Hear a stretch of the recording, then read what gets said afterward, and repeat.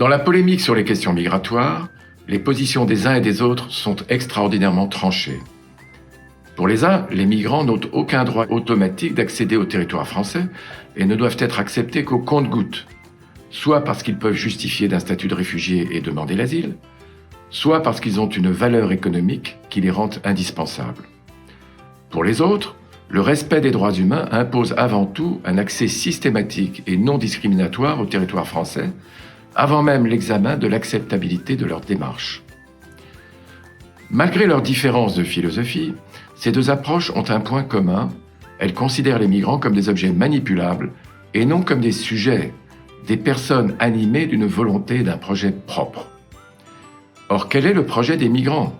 Ce n'est pas seulement de fuir un pays en guerre ou la détresse économique, c'est aussi de s'intégrer à une société démocratique, la nôtre ou celle de nos voisins.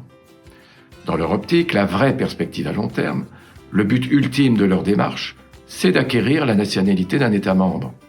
But non pas illusoire, mais but manifestement lointain et incertain, dépendant de procédures longues, coûteuses et variables selon le pays d'accueil. Or, l'Europe pourrait offrir aux migrants une perspective moins lointaine et moins aléatoire, celle de la citoyenneté européenne. En effet, le concept de la citoyenneté européenne est aujourd'hui un concept pratiquement sans valeur ajoutée. Est automatiquement citoyen européen, et souvent sans le savoir, tout individu ayant la nationalité d'un État membre. Le concept de citoyenneté européenne n'est que la collection des droits liés à l'appartenance du pays de sa nationalité à l'Union européenne. Il s'agit donc en quelque sorte d'une citoyenneté plafond qui s'ajoute à la nationalité sans s'y substituer. À cette citoyenneté plafond, nous proposons de substituer une citoyenneté plancher, c'est-à-dire une citoyenneté qui s'applique à tous les résidents permanents d'Europe, catégorie comprenant bien sûr les nationaux des États membres, mais aussi les migrants bénéficiant d'un statut de résident à long terme. Certes, le statut de résident à long terme est aujourd'hui très variable dans les États membres. La reconnaissance de ce statut par un État membre constitue toutefois une garantie suffisante pour accorder le statut de citoyen européen à tout migrant qui aurait satisfait la procédure du dit État membre.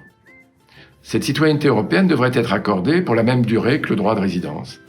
Elle devrait être considérée comme un sas d'intégration, en attendant, le cas échéant, l'acquisition plus lointaine et plus complexe de la nationalité d'un État membre, synonyme d'assimilation.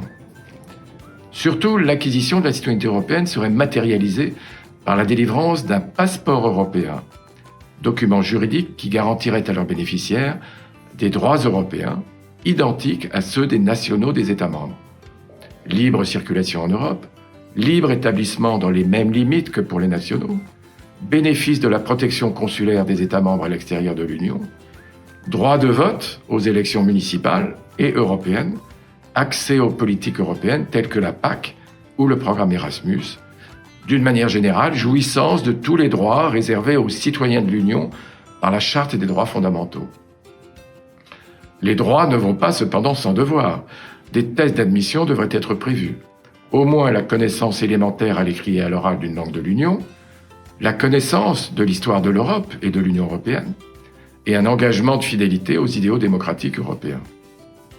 Le peuple européen ainsi redéfini serait le véritable souverain européen, et les élections européennes permettraient l'expression de la volonté non pas seulement des nationaux des États membres, mais de l'ensemble de ce peuple européen uni par l'adhésion aux valeurs européennes. La représentativité du Parlement européen en serait renforcée, et la souveraineté de l'Union européenne pourrait s'exercer sur une base plus solide.